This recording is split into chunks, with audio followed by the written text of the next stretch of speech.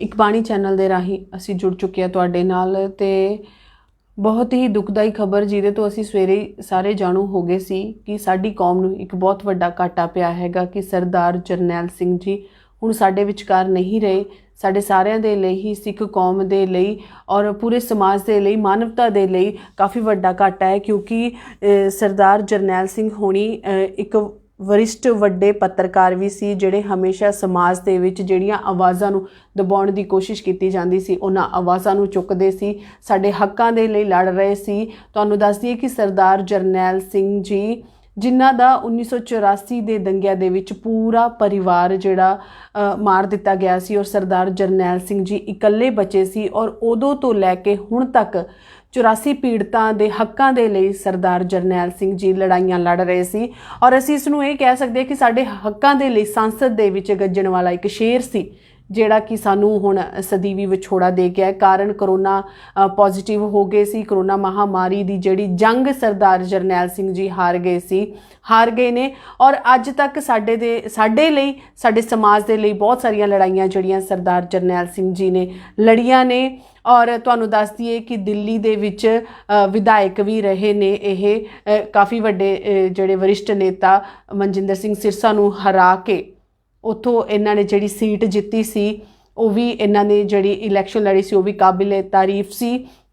ਔਰ ਸਭ ਤੋਂ ਵੱਡੀ ਗੱਲ ਇਹ ਹੈ ਕਿ ਸਾਡੀ ਕੌਮ ਨੂੰ ਕਾਫੀ ਜ਼ਿਆਦਾ ਘਾਟਾ ਪਿਆ। ਇੱਕ ਕੌਮ ਦੇ ਹੀਰੇ ਜਿਨ੍ਹਾਂ ਨੂੰ ਕਿਹਾ ਜਾਂਦਾ ਉਹ ਸਰਦਾਰ ਜਰਨੈਲ ਸਿੰਘ ਹੋਣੀ ਨੇ। ਕੌਮ ਦੇ ਹੀਰੇ ਕਦੇ ਨਾ ਭੁੱਲਣ ਵਾਲਾ ਜਿਹੜਾ ਘਾਟਾ ਉਹ ਸਾਨੂੰ ਪਿਆ 1984 ਦੇ ਜਿਹੜੇ ਕਤਲੇਆਮ ਦੇ ਵਿੱਚ 1984 ਦੇ ਕਤਲੇਆਮ ਦੇ ਵਿੱਚ ਜਿਹੜਾ ਆਪਣੇ ਪਰਿਵਾਰ ਦੇ ਨਾਲ ਹੋਰਾਂ ਪਰਿਵਾਰਾਂ ਦੇ ਹੱਕਾਂ ਦੇ ਲਈ ਵੀ ਸਰਦਾਰ ਜਰਨੈਲ ਸਿੰਘ ਜੀ ਲੜ ਰਹੇ ਸੀ ਔਰ ਹੁਣ ਤੱਕ ਲੜਦੇ ਹੀ ਰਹੇ ਨੇ। ਇੱਕ ਵਧੀਆ ਪੱਤਰਕਾਰ ਦੇ ਤੌਰ ਦੇ ਉੱਤੇ ਵੀ ਇਹ ਆਪਣੀਆਂ ਸਮਾਜ ਦੇ ਵਿੱਚ ਸੇਵਾਵਾਂ ਦੇ ਰਹੇ ਸਨ। ਲੇਕਿਨ ਕਦੇ ਨਾ ਪੂਰਾ ਹੋਣ ਵਾਲਾ ਘਾਟਾ ਸਾਡੀ ਕੌਮ ਨੂੰ ਪਿਆ ਹੈ ਕਿਉਂਕਿ ਹੁਣ ਤੱਕ ਇਹ ਆਪਣੇ ਪਰਿਵਾਰ ਦੇ ਨਾਲ ਪੂਰੀ ਕੌਮ ਦੇ ਲਈ ਲੜਾਈਆਂ ਲੜ ਰਹੇ ਸੀ, ਹੱਕਾਂ ਦੇ ਲਈ। 1984 ਦੇ ਦੰਗਾ ਪੀੜਤਾਂ ਦੇ ਲਈ ਇਹਨਾਂ ਨੇ ਲੜਾਈਆਂ ਲੜੀਆਂ ਕਿਉਂਕਿ 1984 ਦੇ ਕਤਲੇਆਮ ਦੇ ਵਿੱਚ ਪੂਰਾ ਪਰਿਵਾਰ ਜਿਹੜਾ ਸਰਦਾਰ ਜਰਨੈਲ ਸਿੰਘ ਹੋਣਾ ਦਾ ਮਾਰ ਦਿੱਤਾ ਗਿਆ ਸੀ। ਸਿਰਫ ਇਕੱਲੇ ਸਰਦਾਰ ਜਰਨੈਲ ਸਿੰਘ ਹੋਣੀ ਜਿਹੜੇ ਬਚੇ ਸੀ ਇਹਨਾਂ ਨੇ ਆਪਣੀਆਂ ਅੱਖਾਂ ਦੇ ਨਾਲ ਉਹ ਸਾਰਾ ਕਤਲੇਆਮ ਵੇਖਿਆ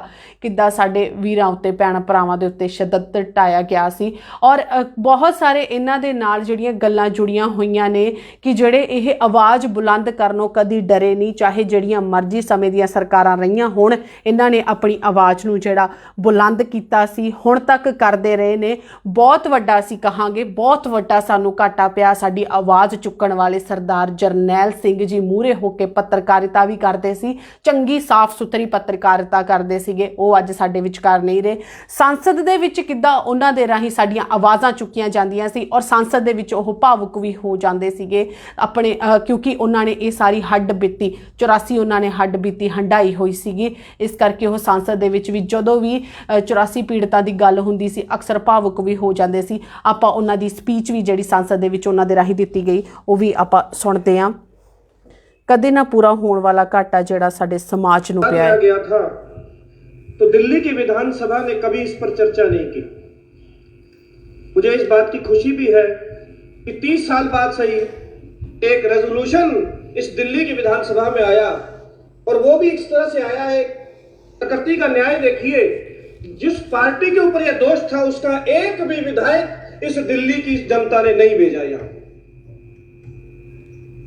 ये प्रकृति का नियम है, जो करता है वो भरता है। 1984 में मैं 11 वर्ष का था और मुझे याद है जिस स्कूल में मैं पढ़ता था वो गुरुद्वारे के प्रेमाइसिस में था और उसको आग लगा दी गई थी। मैं 6ठी क्लास में था और मेरे स्कूल को भी आग लग गई थी। मुझे याद आता है क्योंकि मैं विषय सिर्फ एक जगदीश टाइटलर का नहीं है। मैं चाहता हूं कि कम से कम दिल्ली की विधानसभा को उन संवेदनाओं का, उस समय क्या बीता, उस पीड़ा का जिसका आज भी एहसास दुनिया भर में बैठा हुआ सिख समुदाय करता है, उसका कहीं अगर कुछ एहसास भी हो जाए तो एक काफी संतुष्टि का भाव आएगा। मेरे बड़े भाई थे गुरचरण सिंह, मुझे याद है, उनकी एक पाँव पोलियो करके खराब है तो चल नहीं सकते, तो वो 3 पहिए की साइकिल पे जा रहे थे तो उनको भी मारा गया। मुझे याद है फोन आया, हमारे मामा थे टैक्सी स्टैंड पे, उनको इतना मारा गया कि उनका बचना तकरीबन मुश्किल हो गया था। हालात ये थी कि सफदरजंग अस्पताल लेके जा रहे थे तो डॉक्टरों ने इलाज करने से मना कर दिया। इस तरह का एक हालात बना दिए गए थे। मैं इस वक्त याद करना चाहता हूं गुरु नानक साहब को, जिन्होंने कहा कि अव्वल अल्लाह नूर पाया कुदरत के सब बंदे, एक नूर ते सब जग उपजा कौन भले को मंदे। ना को बैरी नहीं बेगाना सगल संग हमको बने आई, ना को मेरा दुश्मन रहा ना हम किसको बैराई। ना मैं किसी का दुश्मन हूं ना मैं किसी का बैराई हूं, ना मुझे किसी से कोई नफरत है, प्यार बांटा। लेकिन 1746 में एक बार समय उस समय अब्दालियों का था, समय उस समय फ्रक्शर का बादशाह का था, हुक्म हुआ था कि सभी सिखों को खत्म कर दिया जाए। उसे छोटा घल्लूघारा करके याद करते हैं। फिर ਆਪਾਂ ਸਾਰਿਆਂ ਨੇ ਦੇਖਿਆ ਕਿ ਸੁਣ ਵੀ ਰਹੇ ਆ, ਨਾਲ ਦੇਖ ਵੀ ਰਹੇ ਆ ਕਿ ਕਿਸ ਤਰ੍ਹਾਂ ਸੰਸਦ ਦੇ ਵਿੱਚ ਇਹਨਾਂ ਦੇ ਰਾਹੀਂ ਸਾਡੀਆਂ ਆਵਾਜ਼ਾਂ ਨੂੰ ਚੁੱਕਣ ਦੀ ਲਗਾਤਾਰ ਕੋਸ਼ਿਸ਼ ਕੀਤੀ ਗਈ ਸੀ ਔਰ ਕਦੇ ਨਾ ਪੂਰਾ ਹੋਣ ਵਾਲਾ ਘਾਟਾ ਜਿਹੜਾ ਸਾਨੂੰ ਸਾਰਿਆਂ ਨੂੰ ਪਿਆ ਹੈ। ਕਰੋਨਾ ਪੋਜ਼ਿਟਿਵ ਸਰਦਾਰ ਜਰਨੈਲ ਸਿੰਘ ਜੀ ਕਰੋਨਾ ਪੋਜ਼ਿਟਿਵ ਹੋ ਗਏ ਸੀ ਔਰ 29 ਤਰੀਕ ਨੂੰ ਉਹਨਾਂ ਨੇ ਇੱਕ ਪੋਸਟ ਵੀ ਪਾਈ ਸੀ ਜਿਹਦੇ ਵਿੱਚ ਉਹਨਾਂ ਨੇ ਲਿਖਿਆ ਸੀ ਕਿ ਮੈਂ ਕਰੋਨਾ ਪੋਜ਼ਿਟਿਵ ਹੋ ਗਿਆ ਔਰ ਉਹਨਾਂ ਨੇ ਕਿਹਾ ਕਿ ਮੈਨੂੰ ਬਹੁਤੇ ਫੋਨ ਨਾ ਕੀਤੇ ਜਾਣ ਕਿਉਂਕਿ ਜਦੋਂ ਉਹ ਫੋਨ ਤੇ ਗੱਲ ਕਰਦੇ ਨੇ ਤਾਂ ਉਹਨਾਂ ਨੂੰ ਸਾਹ ਲੈਣ ਦੇ ਵਿੱਚ ਦਿੱਕਤ ਹੋ ਰਹੀ ਸੀ। ਤਾਂ ਉਹਨਾਂ ਨੇ ਆਪਣੀ ਇੱਕ ਪੋਸਟ ਸਾਂਝੀ ਕੀਤੀ ਸੀ। ਤਾਂ ਦਿੱਲੀ ਦੇ ਮੁੱਖ ਮੰਤਰੀ ਅਰਵਿੰਦ ਕੇਜਰੀਵਾਲ ਦੇ ਰਾਹੀਂ ਵੀ ਇੱਕ ਪੋਸਟ ਹੁਣ ਦੁੱਖ ਦਾ ਪ੍ਰਗਟਾਵਾ ਕਰਦੇ ਹੋਏ ਸਾਂਝੀ ਕੀਤੀ ਗਈ ਹੈ ਕਿ ਕਦੇ ਨਾ ਪੂਰਾ ਹੋਣ ਵਾਲਾ ਇੱਕ ਵਧੀਆ ਸ਼ਖਸੀਅਤ ਜਿਹੜੀ ਸਾਡੇ ਵਿਚਕਾਰੋਂ ਚਲੀ ਗਈ ਹੈ। ਮੁੱਖ ਮੰਤਰੀ ਦਿੱਲੀ ਦੇ ਅਰਵਿੰਦ ਕੇਜਰੀਵਾਲ ਉਹਨਾਂ ਨੇ ਵੀ ਇੱਕ ਪੋਸਟ ਸਾਂਝੀ ਕੀਤੀ ਔਰ ਦੁੱਖ ਦਾ ਪ੍ਰਗਟਾਵਾ ਸਰਦਾਰ ਜਰਨੈਲ ਸਿੰਘ ਹੋਣਾ ਦੇ ਜਾਣ ਤੇ ਉਹਨਾਂ ਦੇ ਰਾਹੀਂ ਵੀ ਕੀਤਾ ਗਿਆ ਔਰ ਸਭ ਤੋਂ ਵੱਡਾ ਘਾਟਾ ਉਹਨਾਂ ਨੂੰ ਪਿਆ, ਸਾਨੂੰ ਸਾਰਿਆਂ ਨੂੰ ਪਿਆ ਜਿਨ੍ਹਾਂ ਦੇ ਹੱਕਾਂ ਦੀ ਆਵਾਜ਼ ਬੁਲੰਦ ਸਰਦਾਰ ਜਰਨੈਲ ਸਿੰਘ ਹੋਣੀ ਕਰ ਰਹੇ ਸੀ। ਉਹ ਆਪਣੇ ਪਰਿਵਾਰ ਦੇ ਨਾਲ ਨਾਲ ਹੋਰਾਂ ਪਰਿਵਾਰਾਂ ਨੂੰ ਵੀ ਨਿਆਂ ਦਿਵਾਉਣ ਦੇ ਲਈ ਆਵਾਜ਼ ਚੁੱਕ ਰਹੇ ਸੀ। ਪਰਮਾਤਮਾ ਵਾਹਿਗੁਰੂ ਨੂੰ ਪਤਾ ਨਹੀਂ ਕੀ ਮਨਜ਼ੂਰ ਸੀ ਔਰ ਅਸੀਂ ਉਹਦੀ ਰਜ਼ਾ ਦੇ ਵਿੱਚ ਵੀ ਰਹਿੰਦੇ ਹਾਂ। ਤਾਂ ਇਸ ਕਰਕੇ ਸਾਨੂੰ ਇਹ ਸੋਚਣਾ ਚਾਹੀਦਾ ਕਿ ਜੋ ਸਰਦਾਰ ਜਰਨੈਲ ਸਿੰਘ ਜੀ ਸਾਡੇ ਲਈ ਕਰਕੇ ਗਏ ਨੇ, ਕਰਨਾ ਚਾਹੁੰਦੇ ਸੀ, ਉਹ ਅਸੀਂ ਉਹਨਾਂ ਦੀਆਂ ਸੋਚਾਂ ਨੂੰ ਲੈ ਕੇ ਤੁਰੀਏ ਔਰ ਵਧੀਆ ਅਗਰ ਪੱਤਰਕਾਰਿਤਾ ਦਾ ਵੀ ਉਹ ਸਮਾਜ ਦੇ ਵਿੱਚ ਵਧੀਆ ਫਰਜ਼ ਨਿਭਾ ਰਹੇ ਸੀ ਤਾਂ ਅਸੀਂ ਵੀ ਕੋਸ਼ਿਸ਼ ਕਰਾਂਗੇ ਕਿ ਉਹਨਾਂ ਦੇ ਰਾਹੀਂ ਦਿੱਤੇ ਗਏ ਨਕਸ਼ੇ ਕਦਮ ਦੇ ਉੱਤੇ ਅਸੀਂ ਤੁਰ ਸਕੀਏ। ਤੇ ਗੁਰਦੁਆਰਾ शीशगंज साहब पर भी हमला हुआ और गुरु तेग बहादुर साहब को मैं फिर कहता हूँ, बात ये नहीं है जो मारे गए वो चले गए, बहुत दुखदाई है, लेकिन दुख इससे बड़ा ये है उस आस का मर जाना कि उनको कभी न्याय भी मिलेगा। आज हम अपने अंदर झांक के देखें तो हम लोग ये मान चुके हैं कि न्याय नहीं होगा। हजारों लोग इंसाफ की राह जो वो विधवाएं जिनके लोग चले गए आज भी जब बात करते हैं तो रोने लगती हैं। वो गुरुद्वारा रकाबगंज साहब हमला हुआ, कमलनाथ जैसे मिनिस्टर बाहर बैठे थे। मैं रिपोर्ट संजय सूरी की इंडियन एक्सप्रेस की बता रहा हूं। कमलनाथ, वसंत साठे और दिल्ली का पुलिस कमिश्नर एससी टंडन वहां पर खड़ा हुआ था, लेकिन गुरुद्वारे पे गोलियां चलाई जा रही थी। हल्फनामा है मुख्तियार सिंह का जो उस समय वहां सेवादार था और बाद में मैनेजर बन गया। उसने जो अपना हल्फनामा दिया, उसने कहा कि जब हमला हो रहा था गुरुद्वारे पर तो एक बुजुर्ग ने बाहर आके हाथ जोड़े और कहा, गुरु तेग बहादुर हिंद की चादर, यहां हमला ना करो बच्चों। उन्होंने उसको देखा और पकड़कर उसको आग लगा दी। उसका एक 14-15 साल का बच्चा था, उससे देखा नहीं गया, वो अपने पिता को बचाने के लिए आया। तो जब वो आया तो उन्होंने ये नहीं देखा कि पिता के प्रति अपना फर्ज पूरा कर रहा है, वो बोले एक और सिकड़ा मिल गया, इसको भी आग लगा दो। वो बच्चा जलाया गया, 60% जला था, बच सकता था, लेकिन पुलिस ने उसको हॉस्पिटल नहीं ले जाने दिया, सेवादारों को उसको पानी नहीं पिलाने दिया। 6 घंटे तड़प तड़प कर वो बच्चा वहां पर दम तोड़ गया। ये हालात हुई। 2-2 महीने के बच्चों को चूल्हों पर रखकर जला दिया उस नफरत की आग ने। अगर इस दिल्ली के अंदर जो कत्लेआम हुआ, जैसे अभी मनीष जी कह रहे थे ना कि रिपोर्टिंग करते वक्त क्या करते हैं, मनीष जी उस समय मीडिया को सांप सूंघ गया था। उस वक्त जब 3000 लोग जिंदा जला दिए गए, अखबारों में एक खबर तक नहीं आई। जैसिका लाल कांड हो जाता है तो 10-10 साल तक खबर चलती है, लेकिन एक खबर एक अखबार में नहीं आई कि इतने लोग मार दिए गए हैं। अध्यक्ष महोदय, हम एक बहुत प्राउड कम्युनिटी से आते हैं। जब मैं डिफेंस कोरेस्पोंडेंट था, मुझे रक्षा मंत्री A.K. एंटनी के साथ जब ये अपना सुनामी आई थी तो जाने का मौका मिला। हम लोग अंडमान निकोबार में, कार निकोबार में हमारा इंडियन एयरफोर्स का बेस, वहां में गया था। वापस आते वक्त हम लोग सेलुलर जेल देखने गए। मैं सेलुलर जेल देखने गया तो सेलुलर जेल में जो काल कोठड़ियां हैं, जहां हमारे स्वतंत्रता सेनानियों की जिंदगियां गल गई, मैंने जाके देखा तो मैंने उनकी दीवारों पे नाम पढ़ने शुरू किए। जब नाम पढ़ने शुरू किए तो मेरे सीना गर्व से फूलने लगा कि उसमें कम से कम नहीं तो सिख और पंजाबियों के 50% नाम थे। हमने कुर्बानियां की हैं, लेकिन मैं इसलिए कहना चाहता हूं कि एक दर्द है, एक पीड़ा है, कहीं ना कहीं वो बार बार उठती है। कभी कहते हैं ना पंजाब में ये हो जाएगा, कभी कहते हैं यार ये मसला क्यों उठ रहा है। ये दर्द है, इसको समझना पड़ेगा। हम इस पर बोलना भी नहीं चाहते।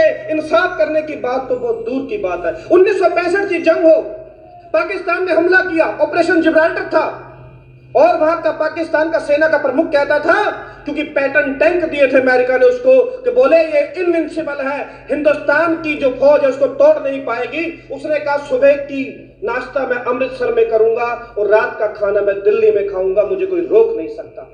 जब ये बात आई, इतिहास गवाह है, किताबें हैं, कैप्टन अमरिंदर सिंह की भी एक किताब है, वो उनके ADC थे उस वक्त। उन्होंने कहा, हमारे जो सेना के प्रमुख थे उन्होंने कह दिया कि मोर्चा जो है थोड़ा ब्यास के आगे लगा लाइए, लेकिन लेफ्टिनेंट हरबख्श सिंह ने कहा 1947 में गुरु नानक का जन्म स्थान छूट गया, पंजा साहिब छूट गया, ननकाना साहिब छूट गया, अब क्या अमृतसर भी हमसे छूट जाए? नहीं, हम पाकिस्तान की फौजों को यही जवाब देंगे। और उन्होंने मोर्चा संभाला, उन्होंने छातियों पर एंटी टैंक माइन्स बांधी और पाकिस्तान के टैंकों से टकरा गए और उनका प्रकच्चा उड़ाकर कब्रिस्तान बना दिया। बॉर्डर जैसी फिल्में बनी। 1965 की जंग हुई, 1971 की जंग हुई। लेफ्टिनेंट जनरल जगजीत सिंह अरोड़ा, जिन्हें बांग्लादेश वार का हीरो कहा गया, अभी हमारे प्रधानमंत्री ਅਸੀਂ ਦੇਖਿਆ ਕਿ ਕਿਸ ਤਰ੍ਹਾਂ ਸੰਸਦ ਦੇ ਵਿੱਚ ਉਹਨਾਂ ਦੇ ਰਾਹੀਂ ਸਾਡੀਆਂ ਆਵਾਜ਼ਾਂ ਨੂੰ ਚੁੱਕਿਆ ਜਾਂਦਾ ਸੀ ਔਰ ਉਹ ਗੱਲਾਂ ਉਹਨਾਂ ਦੇ ਰਾਹੀਂ ਬੋਲੀਆਂ ਜਾਂਦੀਆਂ ਸੀ। ਸ਼ਾਇਦ ਅਸੀਂ ਉਹ ਗੱਲਾਂ बोलन तो जेडे गुरेज करते थे। कांग्रेस का तोता अब किसका तोता बन गया? विजेंद्र जी, किसका तोता बन गया? ये CBI क्यों क्लीन चिट दे रही है इनको? क्यों मामले सब सामने हैं, सबूत है, तो हवाला का मामला भी दर्ज कीजिए, इन पे गवाहों को प्रभावित करने का मामला भी दर्ज कीजिए। अब सैकड़ों ऐसे केस हैं जो दिल्ली पुलिस ने दबा दिए। जिस दिल्ली पुलिस के अधिकारियों को कुसुमलता मित्तल कमेटी ने कहा कि ये कलंक है, जिनके खिलाफ कार्रवाई होनी चाहिए थी, दिल्ली पुलिस से हम आस नहीं कर सकते, हम CBI से आस नहीं कर पा रहे हैं। सुप्रीम कोर्ट खुद मॉनिटरिंग करे, निष्पक्ष एजेंसी हो, किसी दूसरी पुलिस, जिस तरह से अरविंद जी ने कहा ACB में अधिकारी नहीं लगाते तो दूसरे राज्य से ले आए। मैं कह रहा हूं दूसरे राज्यों के कुछ अधिकारी लगा के इंसाफ करने की कोई कोशिश कीजिए, रह जाएगा दिल में।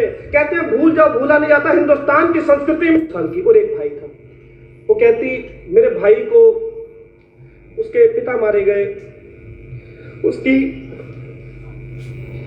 मां को मार दिया गया,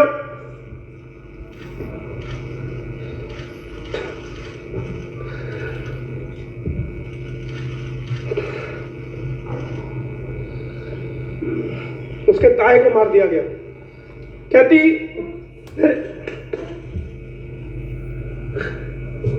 मेरे भाई को पुलिस ने मेरे सामने गोली मारी। 3 बहनों को कैसे पाला मैं नहीं बता सकती। भागी को, दर्शन को, किस किसका नाम है। हम हद हो चुकी है, 30 साल हो चुके हैं। कब तक इंतजार करेंगे हम लोग? ये मामला आंकड़ों का नहीं है, ये मामला हमारे इज्जत से जुड़ा, ये मामला हमारे इस देश में रहने के हक से जुड़ा। मुद्दतें हो चुकी हैं, इंसाफ की बात जोते जोते मजाक समझ के रख दिया। वो 2002 का नाम ले लेता है, वो 1984 का नाम ले लेता, कोई किसी और का नाम ले लेता। इंतजार वो लोग कर रहे हैं जिनके साथ ये हुआ। हमें जब बच्चे पूछते हैं, मैं फिर कह रहा हूं, हमसे वो लोग पूछते हैं अध्यक्ष जी जो 84 के बाद पैदा हुए, वो नौजवान पूछते हैं कि हमारे साथ इंसाफ क्यों नहीं हुआ, तो क्या जवाब दें हम उनको? क्या जवाब देंगे? मैं आज भी कहता हूं कि ये कोई ऑनरेबल डिस्क्लोजर होना चाहिए। मामले ऐसे हैं, गुरबचन सिंह का नांगलोई में 4 लोग मारे गए, 23 साल हो गए। अब समझ जाओगे, FIR दर्ज हुई 23 साल से, चार्जशीट तक दर्ज नहीं हुई अभी तक। क्या 23 साल लग जाते हैं FIR से चार्जशीट होने में? किसी सरकार से हमें कोई उम्मीद नहीं रह गई है।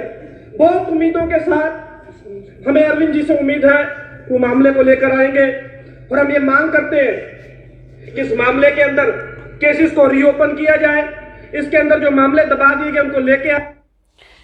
ਅਸੀਂ ਸੁਣਿਆ ਸਾਰਿਆਂ ਨੇ ਹੀ ਕਿ ਕਿਸ ਤਰ੍ਹਾਂ ਸਰਦਾਰ ਜਰਨੈਲ ਸਿੰਘ ਹੋਣਾ ਦੇ ਰਾਹੀਂ ਆਵਾਜ਼ਾਂ ਸੰਸਦ ਦੇ ਤੱਕ ਚੁੱਕੀਆਂ ਜਾਂਦੀਆਂ ਸੀ ਔਰ ਕਈ ਵਾਰੀ ਉਹ ਭਾਵੁਕ ਵੀ ਹੋਏ ਕਿਉਂਕਿ ਉਹਨਾਂ ਨੇ ਇਹਨਾਂ ਪੀੜਾਂ ਨੂੰ ਆਪਣੇ ਉੱਤੇ ਹੰਡਾਇਆ। ਔਰ ਜਦੋਂ ਅਸੀਂ ਇਹਨਾਂ ਜਜ਼ਬਾਤੀ ਜਜ਼ਬੇ ਦੇ ਨਾਲ ਭਰੇ ਹੋਏ ਸਾਡੇ ਵੀਰਾਂ ਦੀਆਂ ਗੱਲਾਂ ਸੁਣਦੇ ਹਾਂ ਔਰ ਸਾਨੂੰ ਲੱਗਦਾ ਕਿ ਸਮੇਂ-ਸਮੇਂ ਤੇ ਸਾਨੂੰ ਗੱਲਾਂ ਸੁਣਦੇ ਰਹਿਣਾ ਚਾਹੀਦਾ ਕਿ ਤੇ ਸਾਡੇ ਜਜ਼ਬਾਤ ਦੱਬੇ ਨਾ ਜਾਣ, ਕਿਤੇ ਅਸੀਂ ਉਹਨਾਂ ਚੀਜ਼ਾਂ ਨੂੰ ਨਕਾਰਾ ਨਾ ਕਰ ਦਈਏ ਜੋ ਸਾਡੇ ਨਾਲ ਕੀਤਾ ਗਿਆ ਜਾਂ ਜੋ ਸਾਡੇ ਨਾਲ ਹੋਇਆ, ਜੋ ਸਾਡੇ ਵੀਰਾਂ ਭੈਣਾਂ ਭਰਾਵਾਂ ਦੇ ਨਾਲ ਹੋਇਆ। ਸਾਨੂੰ ਇਹਨਾਂ ਦੇ ਨਕਸ਼ੇ ਕਦਮ ਤੇ ਜ਼ਰੂਰ ਚੱਲਣਾ ਚਾਹੀਦਾ ਔਰ ਸਰਦਾਰ ਜਰਨੈਲ ਸਿੰਘ ਜੀ ਜੋ ਸਾਡੇ ਲਈ ਸਾਡੀ ਕੌਮ ਦੇ ਲਈ ਕਰਕੇ ਗਏ ਨੇ, ਅਸੀਂ ਉਹਨਾਂ ਨੂੰ ਆਪਣੇ ਜ਼ਿਹਨ ਦੇ ਵਿੱਚ ਰਹਿੰਦੀ ਦੁਨੀਆ ਦੇ ਤੱਕ ਰੱਖੀਏ ਔਰ ਆਪਣੀਆਂ ਆਉਣ ਵਾਲੀਆਂ ਪੀੜ੍ਹੀਆਂ ਨੂੰ ਵੀ ਇਹੋ ਜਿਹੇ ਲੋਕਾਂ ਤੋਂ ਜਾਣੂ ਕਰਵਾਉਂਦੇ ਰਹੀਏ ਜਿਹੜੇ ਸਾਡੇ ਲਈ ਬਹੁਤ ਕੁਝ ਕਰਕੇ ਗਏ ਨੇ ਔਰ ਬਹੁਤ ਕੁਝ ਕਰਨਾ ਵੀ ਚਾਹੁੰਦੇ ਨੇ।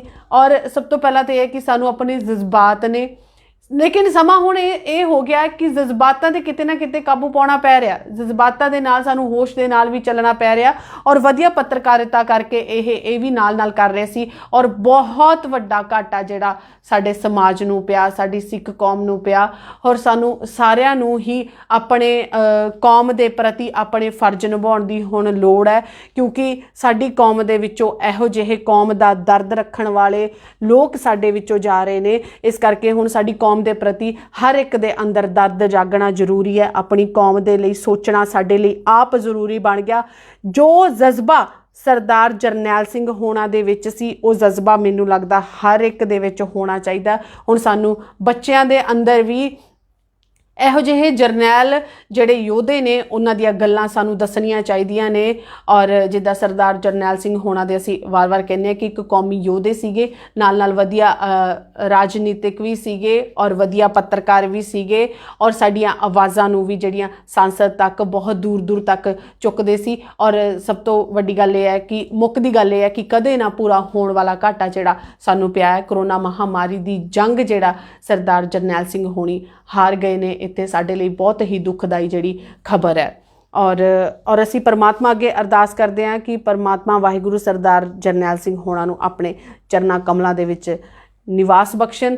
ਤੇ ਹੋਰ ਵਧੇਰੇ ਜਾਣਕਾਰੀ ਦੇ ਲਈ ਤੁਸੀਂ ਜੁੜੇ ਰਹੋ ਇੱਕ ਬਾਣੀ ਚੈਨਲ ਦੇ ਨਾਲ ਤੇ ਮੈਨੂੰ ਦਿਓ ਇਜਾਜ਼ਤ। ਵਾਹਿਗੁਰੂ ਜੀ ਕਾ ਖਾਲਸਾ, ਵਾਹਿਗੁਰੂ ਜੀ ਕੀ ਫਤਿਹ।